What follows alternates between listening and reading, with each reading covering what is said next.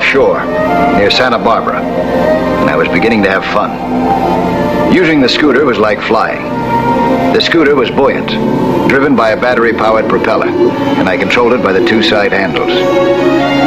Speed ranged from 4 to 9 knots, and maneuverability was unlimited. It was designed to make a skin diver's life happy.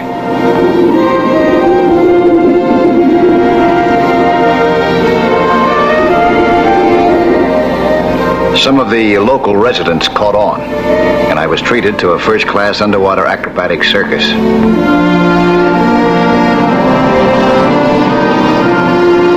Then a giant manta ray got into the act. Took one look at me and left under full steam. It reminded me I better be about my business too, so I headed for the surface. I broke through the water's surface and gave a small swimmer the scare of his life. He wasn't waiting for explanations, so I followed him into shore. I didn't know then that this little scare would soon turn into heartbreaking terror.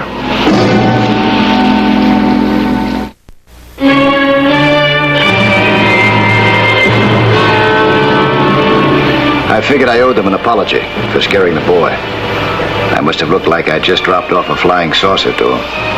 My name's Mike Nelson. Sorry that I scared your boy like that. I didn't expect to come across a swimmer way out there. Well, that's not much of an excuse for playing with that toy of yours, and near a public beach at that. I said I was sorry. But you know, swimmers aren't allowed that far out. Especially one that young. See, darling, I told you it was dangerous. Mr. Nelson, I'm Rena Crane. This is my husband, Dave, my daughter, Karen, and my son, Davy. Hi, kids. I can swim there and back, too. You can, huh? They do that very often? Swim all the way out there and back? Sure thing. They swim at least a mile every day. These kids can go. We're going to win the Olympics. At least I am. What do you mean I'm a better swimmer than you are? I'm a boy and boys can swim better than girls, huh, Dad? You're both champs. Remember that. A lot of riptides out there. I've been training these two since they were a year old. I know all about riptides. Dave. I'm sorry, Mr. Nelson. No, he's right. It's none of my business. It's nice meeting you folks. I'll see you kids in the 1968 Olympics, huh? Bye! This was a rocky coast, dangerous for anybody. It certainly was no place to let kids play.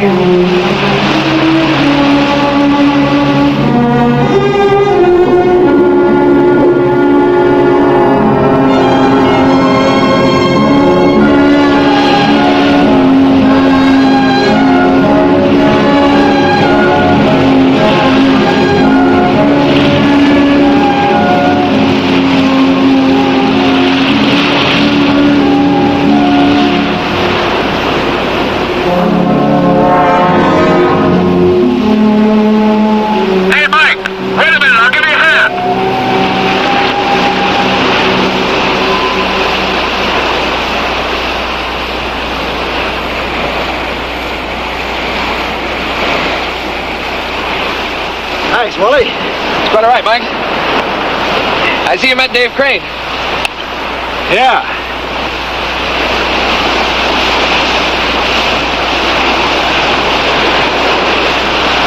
You know him? Oh, yeah. Hey, what's eating him anyway? Oh, Dave's not a bad guy. He used to be a kid football whiz. You know, guaranteed to make All-American. That's so? Well, he busted a leg his freshman year. He never played again. I guess he figures his kids can make up for what he missed. Yeah, I'm afraid that's just about it. Can we go exploring now, Daddy? Where, darling? Just up by the point, Mom. There's a bunch of pirate caves there. No, I don't want you to go out there alone. Nonsense, Rena. You have to teach them self-reliance. You kids can go. Thanks, Dad!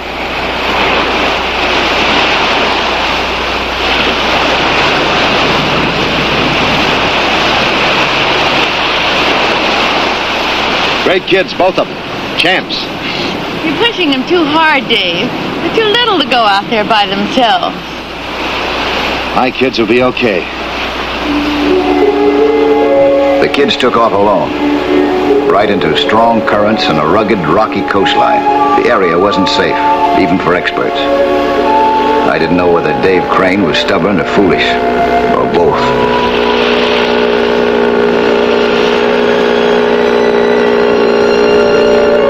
Caves are wonderful places for kids, full of excitement and mystery.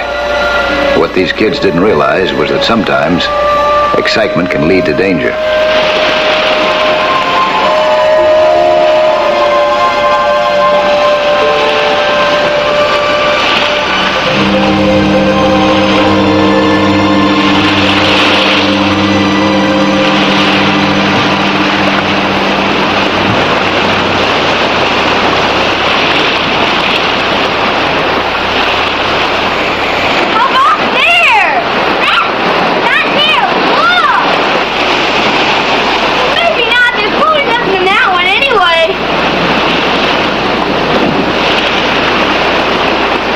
Rena Crane was beginning to get nervous.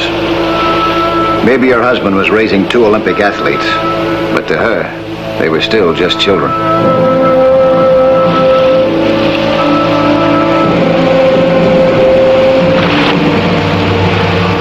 I can't see them. Relax, honey, they'll be back. Time was passing, and the tides were rising.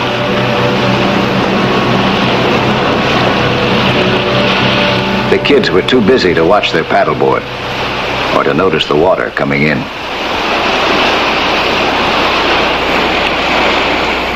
Look!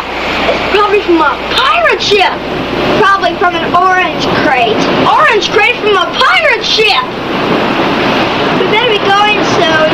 In a minute, Karen. The water's starting to come in a little. Look at this! The waves were higher and harder.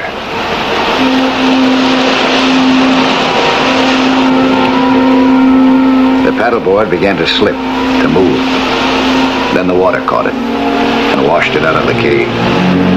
I don't care what you think. I'm going to get the lifeguard. Maybe he can get... Rena! Now, don't be silly. I'll go after him myself. Well, hurry then, hurry, will you? I'm really worried. Now, relax. I'll have him back in 20 minutes.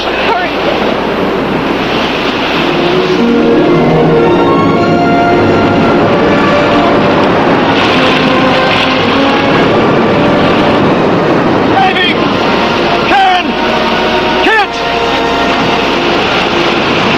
Now even Dave Crane was worried. But his worry came late. Possibly too late.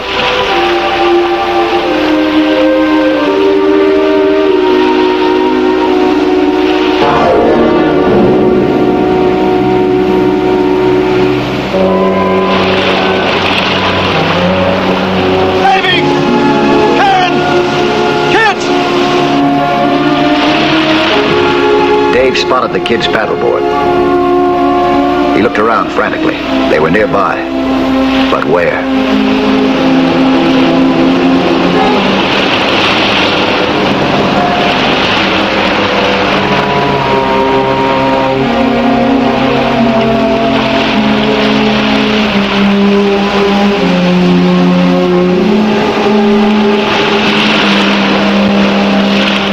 If you'd have been watching the paddleboard when just floated away. I was digging. That's a fine excuse. Now we have to swim out. Maybe we better wait until someone comes for us. Yes, maybe. It's getting kind of rough. My husband's been gone for over half an hour. I know something must have happened. The children... Now, Mrs. Crane, relax. I'm sure Dave found the children right away, and they're just taking their time getting back. But I'll drive out to the point and have a look. Can't I go with you, please? Sure. Hop in. You heard? Yeah. I didn't want her to know, but last year a party of college kids went exploring in those caves. They got caught by the tide. 3 of them drowned. No. How soon does the tide turn up at the point? It turned 10 minutes ago. I better take my scooter. Come on, give me a hand with this stuff. Here.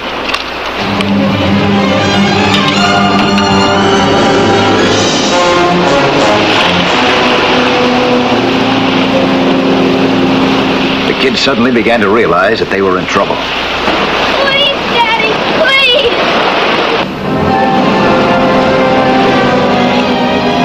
We got the scooter loaded and took off.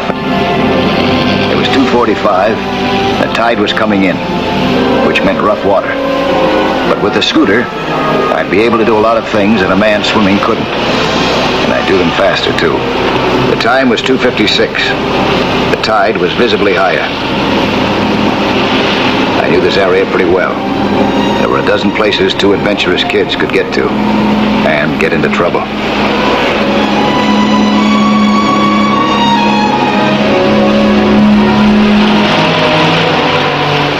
A few minutes after 3, I spotted Dave Crane.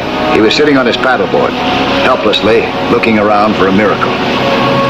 I headed for him.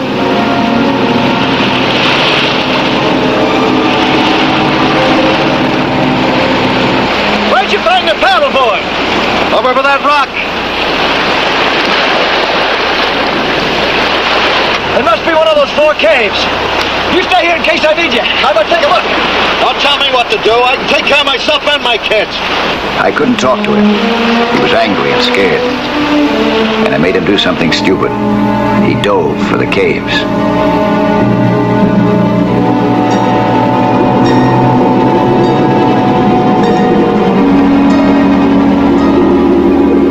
I tried to stop him, but he was still being stubborn.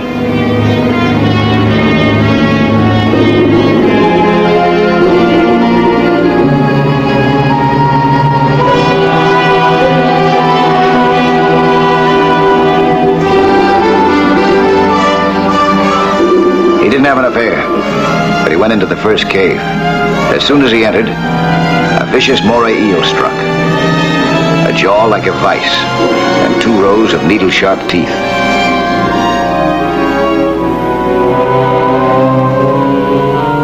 I managed to cut the eel loose, and I started to haul Dave up to the surface. Dave would be okay, but it was 10 after 3. I could feel the force of the incoming tide as time ran out.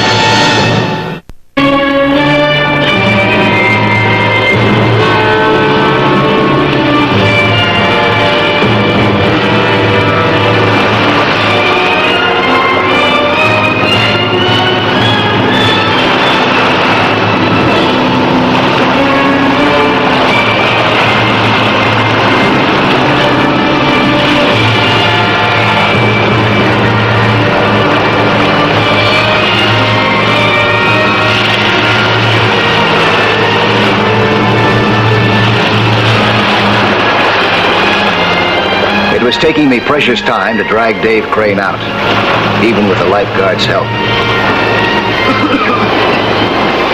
Take care of that with your hand now, huh? And you got him. But Mr. Nelson, the children, where are they? They gotta be in one of those 4 caves. Now don't worry, Mrs. Crane, I'll find them. Oh, please, Mr. Nelson. Believe me, I'll find them.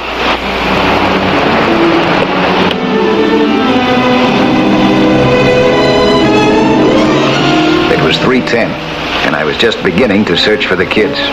I knew there were 3 other caves besides the one that we'd been in, but I didn't have the slightest idea which one held the 2 kids.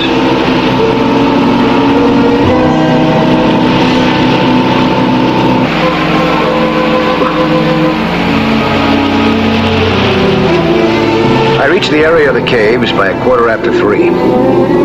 I was moving as fast as I could, and praying that it was fast enough. The kids were being forced up and back on a ledge at the rear of the cave. The water was pouring in, rising relentlessly. When the tide reached its height, the cave would be completely filled, an underwater death trap.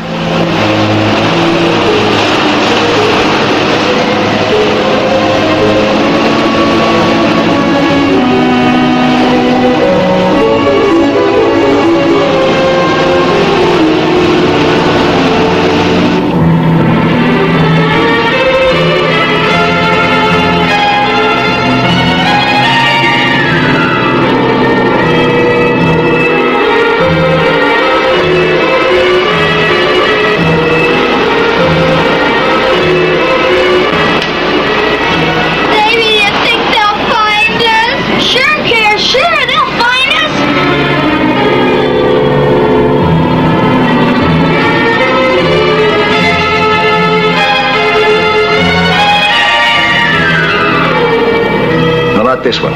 It was too shallow. Only room enough for small fish.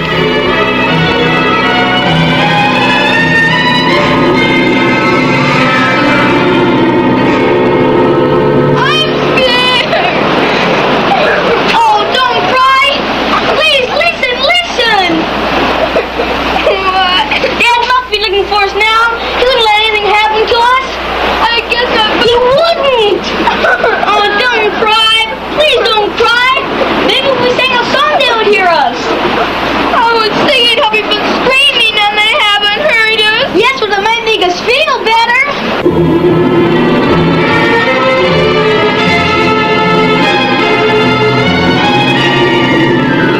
After one look at the second cave, I ruled that one out too.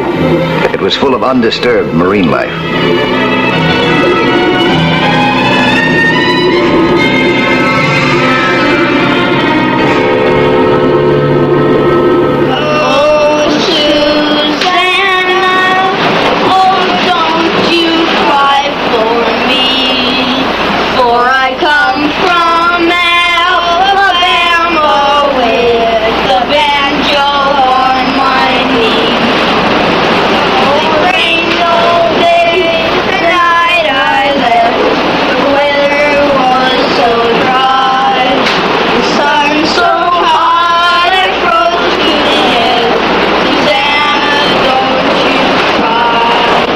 This was it.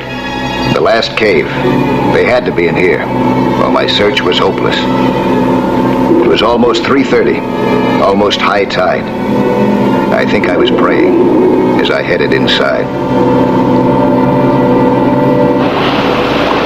Too late. I can feel it. Too late. Don't say that, Mrs. Crane. Mike will get them. He promised and he'll keep his promise.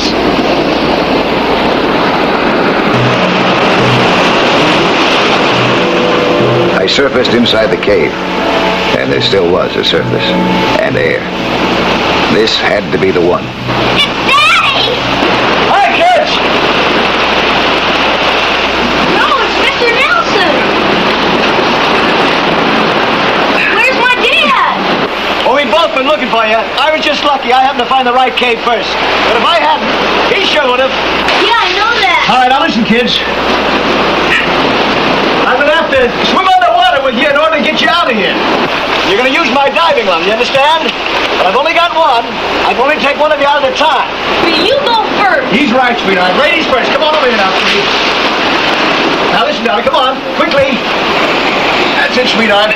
Here. Now you put this mouthpiece in your mouth, huh? Now, suck in and out. Like that. Not too hard. That's fine, sweetheart.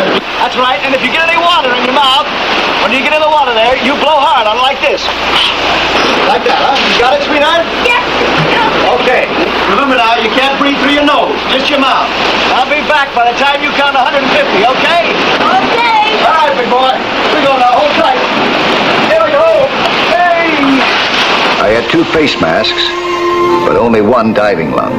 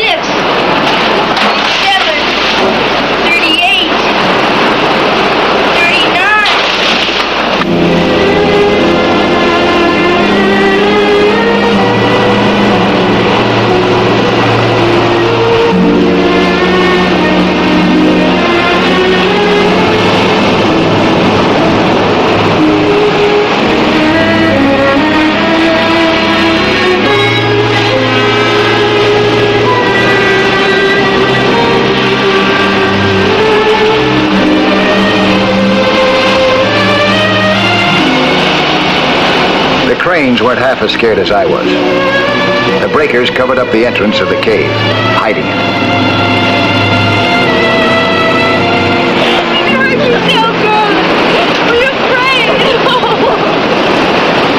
I knew which cave to head for, but now that race against time, against the deadly tide, was reaching the finishing line.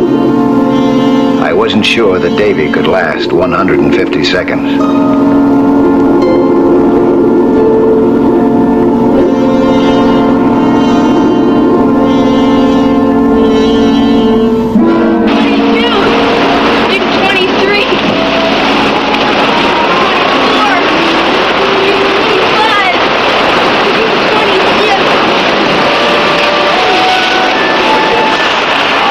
I surfaced. I couldn't see Davy. I was frantic.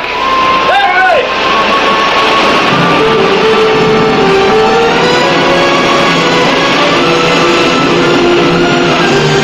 I dove through foam and breaking water. And I got lucky.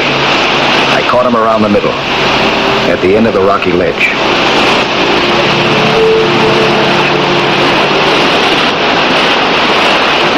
Hiya, Davy boy. I saw a lot of water. Yeah, I know, sweetheart. Now listen, you remember what to do? Yes. All right, what? Hold my nose, close my eyes, and hold on to you. That's right here. Now put this in your mouth all the way. You get any water in it? Blow hard, huh?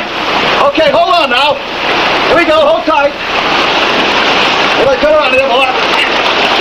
Take a hold now. You got me? Real tight. Here we go.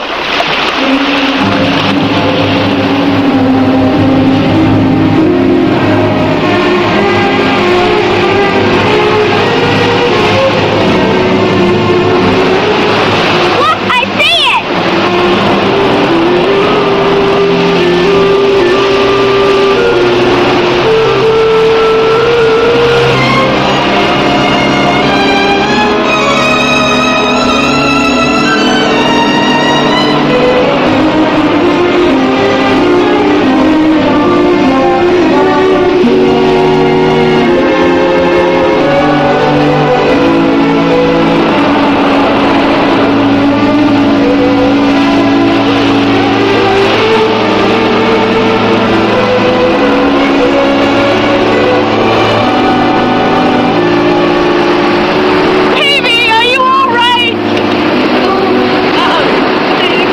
Here's a towel for you, son.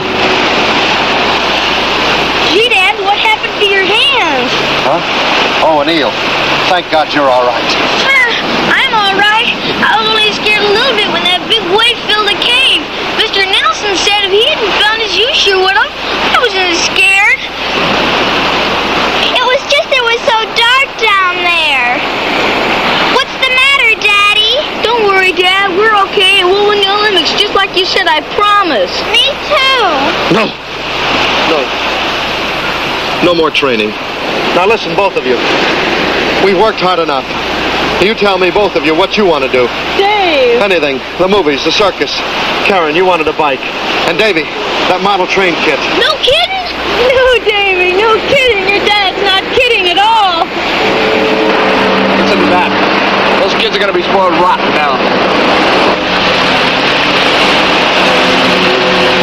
Crane can afford to go overboard a little, now that he's stopped being a coach and started being a father.